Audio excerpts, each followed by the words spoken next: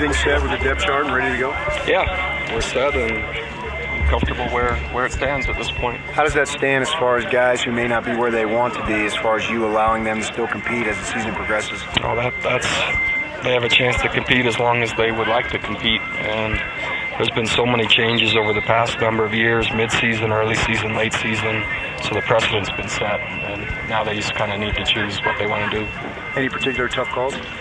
Not necessarily. There's enough volume of work that, and you never know for sure where your team is until you play a game, and so we haven't always been perfect in our choices as coaches, but we've had so much volume that I think we have a really good idea, but it doesn't mean we'll get them all right. Bronco, why were there so many oars on the offensive line? Like 3 positions where it could be so-and-so or so-and-so. Probably the most depth we've ever had, and that's a good thing. Not only has the ones and twos, but the volume of scout team players that are scholarship. It's never really happened before, so it's just kind of reflective of the depth of the program, I think.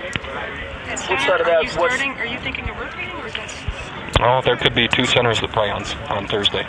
And how does that work? It's probably not the ideal, but from maybe an execution and taking a snap. But man, the competition has been so tight between not only centers but guards that's in order to keep our best guys on the field. That's kind of the direction we're leaning. What position opposite of that are you most thin at, or injuries that concern, anything like that? There really aren't many. You could go from any position on offense to any position on defense, and we're just have good depth. So that's probably going back to Jay's question, why there's so many oars at different places, or if they're not, they could be. Ian Doolan's not on there. Is his back? Yeah, his back's not quite ready, I don't think. If it was the last game of the year and there was no career after it, he might want to risk it, but it's not worth it at this point. We have a long season ahead, and he's just not quite ready. When you're rotating centers, any concerns over the CQ exchange? Sure. That's where it starts. Ball security is the first thing we consider, and we wouldn't rotate him if we thought that was a giant risk. So we're modifying that versus the group we can put out there. And so I'm saying there is a chance you'll see 2 centers. Does Riley feel more comfortable with one? I'm not sure. I haven't asked him. He hasn't complained about either. And so I think he sees the bigger picture. And again, if the ball was on the ground a bunch with one or the other, we wouldn't be considering it. So most of the time, I can't tell which one is in. One of them separate themselves. Sure. And be a permanent starter for the 2. I think so, and that could happen at a bunch of different positions, So I wish I could tell you how we're going to play, but it always helps to get the first game under your belt to know exactly where you are. Do you have your rotation set up with that already in mind for Thursday? I don't. Coach Weber, I'm sure he has it set up. I don't even ask. I trust him. Does this opener carry any more relevance than one of the past ones, just because of the opponent? I don't think so. All of the opponents and all of the games we played seem like and your first game is always one that you'd love to win and play well in, and so I don't see any more really intrigue or anything else. This is just another good opponent in our opener, and so that's what we're preparing for. What concerns you the most as you're going up against Coach Leach's air raid offense? Oh, it's just the number of times the ball goes in the air, the number of snaps that you have to defend, sometimes the tempo in which you're defending it, and how the field is spread with really good athletes and a really experienced and successful coach in moving the football. And so, I'm not sure where you could point to and say where he hasn't had success offensively or where they've struggled. So we think they'll be good, even though it's the first game. You talked about this being another good opening opponent. Is that something, or how important is that to you, that you don't have a cream puff traditionally to start the season? You have a good opponent.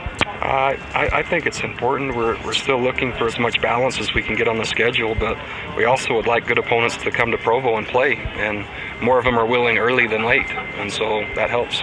Think we see 2 quarterbacks? Hard to say on that one. Coach, when you opened with Arizona, I think it was 07, Sonny Dykes had just come over. Yeah. Same system. Yeah, you're seeing it then, weren't you? Same system. You guys performed well that day against that particular offense. Yeah, a little bit different in terms of maybe the personnel that we were dealing with there, but there are some surprises, I'm sure, that we don't and haven't prepared for, and you adjust the best you can on game day. But this offense has been so successful, I'm not sure how many wrinkles they'll think they'll need to have in their opener. The But the rhythm or the pace of it is really kind of, if you're not used to playing it, it can take you off guard. Yeah, we watched a few games today, and some defenses are playing over 100 plays.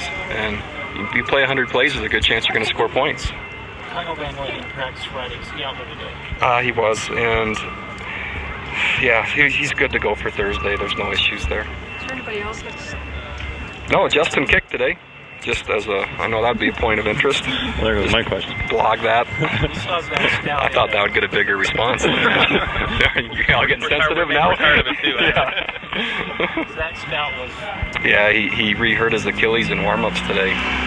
So it's not torn, but it's not quite ready. Marquise Wilson, do you change anything you do defensively specifically for him? No. It's our execution against theirs. So it's more of our 11 against their 11 rather than one guy to defend. The officiating crew for this game, do you know where it comes from? I haven't asked, and I've learned it's better if I don't know. Yeah, I just show up, and whoever comes in to say hello, that's who we get. The kids you added today as scout or walk-ons, are they going to all be scout guys? Yes. Yep. What do you think about Wadsworth not being able to get a scholarship? Oh, it's a unique situation. Anytime releases are asked for and not granted, in particular just to a single school, it's difficult. But I'm just glad he's here. I met him for the first time today, so I wasn't able to have any contact with him till the first day of school, so it was fun to finally meet him. There was at least minimally thinly veiled charges that there was some illegal recruiting going on. How would you respond to that? Never has happened, nor will it happen. Would he have gotten a scholarship if he had been released? Oh yeah, he's a good player, and a great LDS kid, excellent grades, living the standards, returned missionary, and sometimes it's not that hard to see when kids are like that and they go on their missions, and that after they've matured, why they would want to come to BYU. We really don't have to recruit them, nor would we. They kind of come to us. He could play this year, but your plan is to redshirt him, is that right? We can't play him. Yeah, we could. We can't play him this year, but he's going to redshirt. Behind Wona, Lonnie, who do you have at backup? Lonnie. When you go back to Kyle Van Noy on Thursday, was he out for physical reasons?